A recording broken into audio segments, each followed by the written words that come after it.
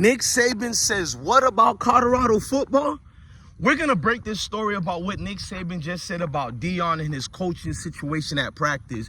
But before we get started, I need all my family over here, man. Smash that like button right now, bro. I'm going through hurricanes in 2 different states with my 2 different families in Florida and Atlanta. I need to get some love for that. Not that I want a cookie for that. There are people who are going way through worse, but I'm just saying, can you at least smash that like button? I'm really supposed to have 10 days off and take care of personal things, but 4 days was too much. I love y'all. Football is life. Life is football because it's deeper than football. It's bigger than football, but we're going to break the story down, man. Get me started and smash that like button right now. And I'm not going to even lie. If you're a hater, you don't like us in this platform, hit the dislike, but still rock with the platform. Still comment. You ain't going to get blocked. So 2 years now, the pundits have been using Nick Saban name, as far as not Nick Saban himself, but his name to bash Deion Sanders. Everything they bring up, especially Paul Feinbaum, ESPN, the watered down Disney program, Fox Sports, CBS Sports, NBC college football as well, and all the independent journalists out there. We've been hearing the cliche rhetoric of, if it was Nick Saban, he would do it this way. He would do it that way. Can you believe that they're comparing a coach who's a multiple national champion, NFL experience, been coaching for over 40-something, if not 50-something years? I think over 50 years. And they're trying to compare Deion to be like that during his first year, and now he's barely into his second year. They expected him to be like that. Boy, the goalposts get moves for us. So Nick Saban responds to a situation that happened after the Baylor win. Coach Prime wasn't that satisfied with us beating Baylor. Like a real coach, you're not going to focus on the win only. You're going to look at everything they did wrong and focus on those, because that's why, as a coach, you make what? Adjustments. He restarted practice and restarted it again. A lot of reporters and journalists jumped on that as if Deion is losing his team. He can't manage them the right way. So Nick Saban comes out the woodwork to speak up on it. Nick Saban, qualified coach. They kept using his name to denigrate Deion Sanders. So a lot of us wanted to see, man, is Saban going to look out for Coach Sanders? Is he going to go in on Coach Sanders? He finally spoke on the Pat McAfee show, and he told Pat, listen, man, what Deion is doing is great things right now. He said Coach Saban said he never had to restart a practice, but he agreed Sanders had to do it. You got to shift the player's mindset. You got to get refocused. He also talked about they got UCF coming. UCF didn't really play top teams this year. The closest team was TCU, then it's Sam Houston, and another scrub team, but you can't look past that. They're 3-0 coming off of a bye week. Deion Sanders knows UCF has a lethal rushing attack. KJ Jefferson was dangerous at Arkansas.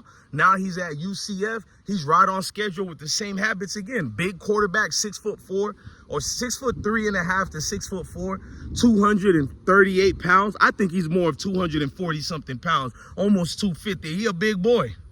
That rushing attack is brazy. So Nick Saban is looking at it as Deion is doing excellent. He actually said this. To what Paul Feinbaum and all these other pundits said, Nick Saban said the opposite. So who you think I'm going to go off of when I'm defending Deion Sanders? I'm going to go by a professional, or I'm going to go by pundits? It's the same thing with Travis Hunter being scrutinized and critiqued by lames such as Richard Sherman, who you would think would have more admiration. I'm not telling Richard Sherman has to like Travis Hunter, but to call him a bland wide receiver, Jesus Christ. If Travis Hunter is a bland wide receiver, I would like to see who are the other so-called great wide receivers, because if that's bland, I need to see Tyrone Moss with the rest of the receivers in college football. So I love how Terrell Owens used the chance to be like, man, the hell with Richard Sherman. Listen to me, Travis, you are that dog. You're one of the best receivers I've seen in a while. See, you got a defensive back who's hating on what he couldn't do. Richard Sherman probably played wide receiver in high school, but it's not the same thing. It's not the same thing. This man, Travis Hunter's on an elite level, Power 5 that is, shutting down wide receivers while beating defensive backs playing wide receiver, bro. Chris Gamble is the last one I seen good like that. The closest that was kind of trying to be like that was Jabril Peppers, the one who came from New Jersey, went to Michigan. He was playing running back, cornerback, safety, linebacker. God damn, that kid played everything. But the one who actually excelled at it was Chris Gamble and Charles Woodson. You feel me? Even Shaq Thompson, linebacker of Carolina Panthers, I've seen him in Sacramento, you feel me, being a dog, doing what he can. Then he went to Washington University. He was a running back, linebacker, and defensive back. But like I said, it's only been a handful of them who did good, and only 3 that we can remember who could have get the Heisman, and 1 who got the Heisman. The 3 is Charles Woodson, who got the Heisman, then Chris Gamble of the Ohio State, and then you got Travis Hunter. But to see Nick Saban praise Sanders, I've noticed the real professionals who we be bypassing for these ESPN failed pundits, Fox Sports failed pundits. It's like the ESPN heads think they're the professionals, because no real professional has ever really criticized Deion Sanders like that unless they were a flat out hater, jealous. All the professionals have all said what we've said about the program. They just started, and for a staff and a faculty who's in their second year together, they're doing amazing things, bro. Like I said, if Deion Sanders was Nick Saban doing the things he's doing, he would have get praised. We all remember Nick Saban went through hiccups when he left LSU, went to Miami, and then flew from Miami and went to Alabama. But he had an influx of deals going on behind the scenes. I did a documentary about Alabama football. They were the NIL university before NIL was legal. I showed tons of proof of players who admitted to this. So for Deion to compete with some of these coaches, he would have to do what they're doing according to you guys. So he should be practicing and behind the scenes scrutiny. Come on, man. He's doing it the right way and still getting hated on. If you ask me, if Deion has a chance to go through the loopholes and do things that other coaches are doing, I wouldn't mind. Like, let's say, for instance, 10 years from now, we find out he paid people under the table away from the NIL. I wouldn't get mad at that at all. We all know what's been going on in college football. Get out of here, bro.